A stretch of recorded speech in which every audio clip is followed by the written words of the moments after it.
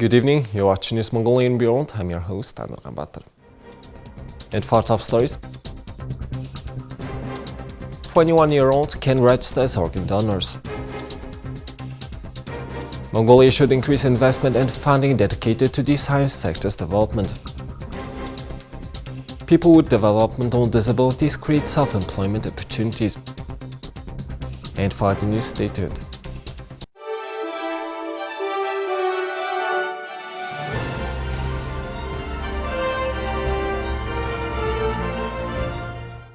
An amendment to the law on organ donors, which is expected to be approved by Parliament this month, lowers the minimum age of donors from 25 to 21. We spoke to the Member of Parliament, Chimburun, to learn more. We made amendments to the financing system in 2020, which has facilitated better access to some healthcare services. One of the important aspects of healthcare is organ donation. As you may remember, amendments to the law on organ donors were also approved in 2020. There was an important part of that we couldn't reach a consensus on, the minimum age for a donor. The minimum age was 25 years old until now. Due to this requirement, many young people who wanted to become donors to their family members had to go abroad to receive medical care.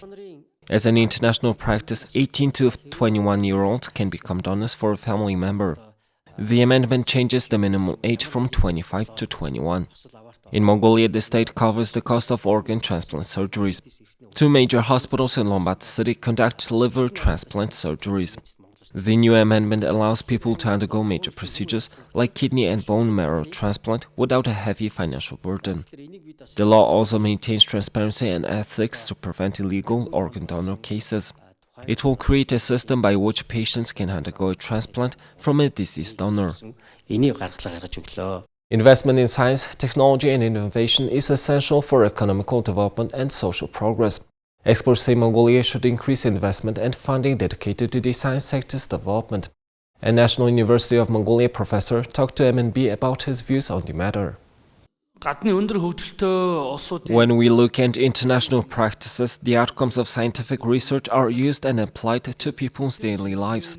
When it comes to conducting scientific research, it's more important to use outcomes for society's well-being rather than preserving papers and studies at some institute or university. Researchers and scholars should be provided enough funding to fully conduct their studies. These are the challenges that face Mongolia's science and innovation sectors. With the development of science and innovation, sectors such as education, healthcare, medicine, and even agriculture can benefit from outcomes. If Mongolia generates income from the mining sector, I think some of that should be invested in a fund that supports the development of science and innovation.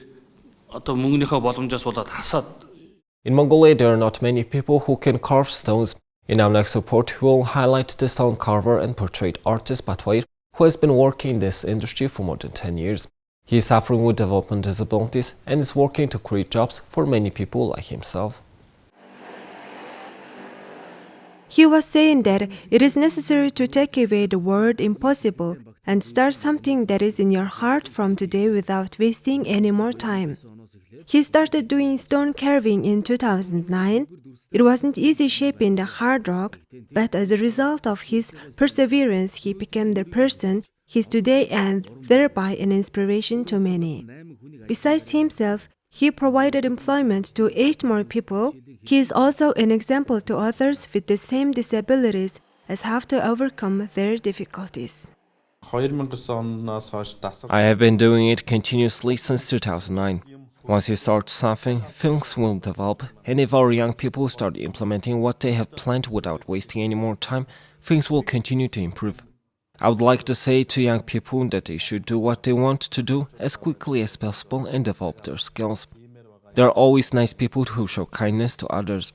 Development means that if you are very bright and able to do something with your heart, it expands and develops. At first, making things with stone was something that I couldn't even imagine. For now, I'll continue to study, and I think it will continue to develop and improve. Starting something is not easy, but Batwair shows us that the one who can start wins. With this report, we aim to show everyone who is starting a new page of their life at the turn of a new year If everyone has purpose, that opportunities come to everyone, and it is important to make the most of it.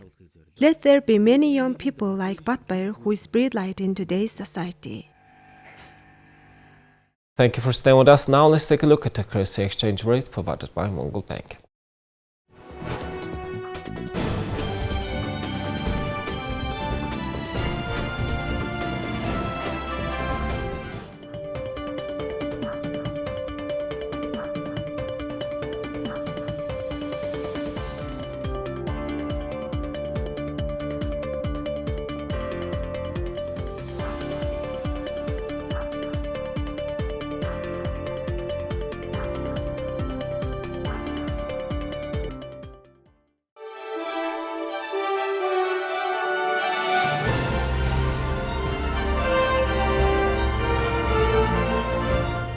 Here's the international news from our partner agencies.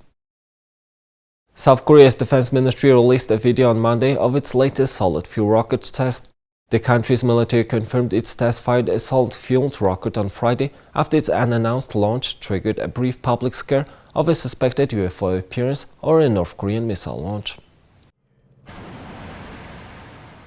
The Defense Ministry said in a statement that the rocket launch was part of its efforts to build a space-based surveillance capability and bolster its defense posture. It said it didn't notify the general public of the launch in advance because it involved sensitive military security issues. A twisted tendril of vapor in white to red ombre could be seen shaken behind the bright white light in parts of South Korea's sky on Friday evening. South Korean social media and internet sites were abuzz with messages by citizens who said they saw a soaring object, rainbow-colored vapor trail, or other mysterious lights. The country's emergency offices and police received hundreds of citizens' reports of witnessing of suspicious flying object and mysterious lights across the country, according to local media. China has appointed its ambassador to the United States, Qin Gang, as its new foreign minister, according to state media. 56-year-old Qin Gang replaces Wang Yi, who has been China's top diplomat for the past decade. A rising star in the foreign ministry, Qin rose through various positions, including as the ministry's spokesman and postings at the Chinese embassy in Britain. A trusted aide of President Xi Jinping, Qin also served as the leader's chief protocol officer between 2014 and 2018. He will now return to Beijing from Washington after 17 months as China's 11th ambassador to the U.S. In an essay published in a U.S. bi-monthly magazine, The National Interest, this week, Qin gave an overview of China's position on foreign policy and reiterated that China-U.S. relations were not a zero-sum game. Qin's stint in the U.S. has been underscored by rising tensions between the world's two largest economies, even as their leaders try to re-engage in diplomacy in recent weeks. At the meeting, Biden signaled that the U.S. believed China was undermining peace and stability across the Taiwan Strait and in the broader region and jeopardized global prosperity by engaging in coercive and increasingly aggressive actions towards Taiwan. On December 23rd, Wang, in his role as foreign minister, accused the U.S. of an old routine of unilateral bullying. The U.S. State Department said Blinken and Wang discussed the need to maintain open lines of communication and responsibly manage the U.S.-China relationship. They also raised concerns about Russia's war against Ukraine and the threats it poses to global security and economic stability. Indian capital New Delhi has more than 150,000 without permanent residences to sleep in. When midnight approaches in New Delhi and the freezing night fog settles over the Indian capital, thousands of homeless people spread torn mattresses and blankets on the streets to keep warm. Those who can't afford blankets spend the night around a smoldering fire, burning garbage and discarded cardboard boxes. Others hunker down in the government shelter system. It's a scene that repeats itself every year when India's capital experiences a harsh winter, blamed for killing scores of homeless people and leaving tens of thousands of others shivering on the streets. On Sunday, New Delhi recorded a low 5.5 degrees Celsius, with India's weather forecasting agency warning of a severe cold wave from Monday. New Delhi's 20 million inhabitants are conditioned to various weather extremes, from blistering heat waves in the summer to thick, grey smoke that envelops the capital before the onset of the winter, when a cold wave sweeps most of northern India. The cold blanket streets in freezing fog, so blinding that drivers cannot see cars in front of them, causing accidents. The piercing chill is an ordeal for the city's homeless, who curl their bodies on sidewalks and sleep as the traffic goes by. Even though the city's night shelters are a refuge to many who would otherwise find themselves sleeping near busy roundabouts and underpasses, most people there live in harsh conditions. Many of the night shelters are overcrowded and have unclean toilets and no water. India's 2011 census figures show about 47,000 of the city's residents were homeless. Activists say that number is a vast underestimate and that New Delhi has more than 150,000 without permanent residences to sleep in. Official figures also show the city's 195 homeless shelters can accommodate only about 19,000 people, leaving tens of thousands struggling to keep warm.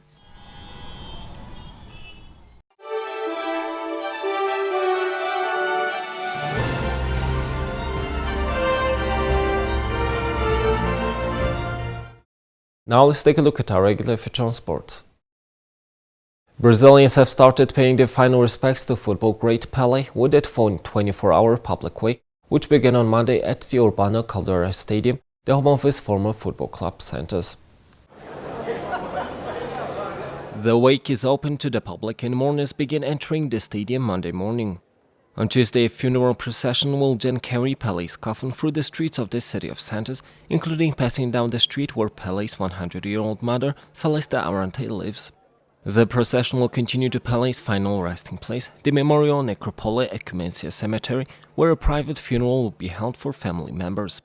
Fireworks greeted the hearse carrying Pele's coffin as it left the Albert Einstein Hospital in São Paulo, where the three-time World Cup winner died on Thursday from multiple organ failure due to the progression of colon cancer.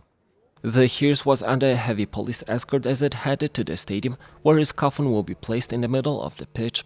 Fans had already started lining the streets in the early hours of Monday morning, many holding flags or banners with messages for Ore, Pele, you are eternal, read one by the side of the highway. Inside Santos' 16,000-seater stadium, a number of large banners had been placed throughout the stands, with one reading Long Live the King. Pele's son Edson Nascimento posted a series of stories on Instagram about the trip to Santos.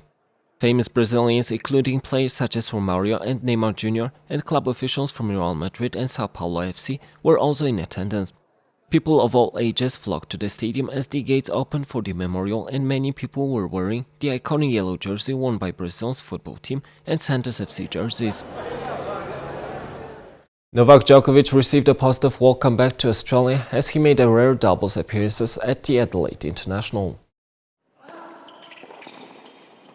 The Serb was deported prior to the 2022 Australian Open because of his COVID-19 vaccination status.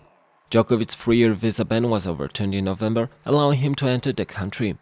He and Canada's Vasek Pospisil were beaten 4-6, 6-3 and 10-5 by Tomislav Brkic and Gonzalo Escobar on his return. The 21-time Grand Slam champion enjoyed overwhelming support from the crowd throughout the match, greeted by cheers and chants of Novak, Novak as he made his way on the court.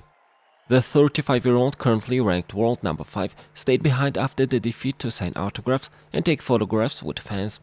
He stopped seed in the singles in Adelaide and will face Frenchman Constant Elastien in the first round on Tuesday as he continues his build-up to the Australian Open, the first major of the season, which starts on January 16th. Djokovic is a 9-time champion in Melbourne and is just one Grand Slam title shy of Rafael Nadal's men's record of 22. Elsewhere in the Adelaide men's singles on Monday, British number 3 Jack Draper beat South Korea's Kwon Sung-woo 6-2 and 6-1 to progress to the second round. Australian qualifier Alexei Popyrin stuns Canada's second seed and world number 6 Felix Auger-Aliassime 6-4 and 7-6, while world number 11 Holger Rune of Denmark also suffered an early exit at the hands of Japan's Yoshihito Nishioka, who won 2-6, 6-4 and 6-4. Here's the weather forecast for world's major cities.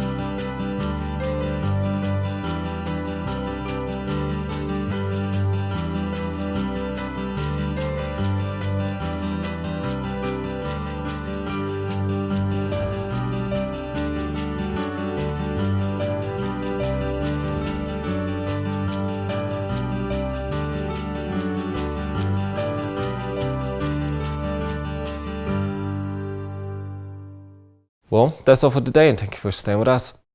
We'll see you tomorrow with more news and updates. Have a nice evening. Goodbye.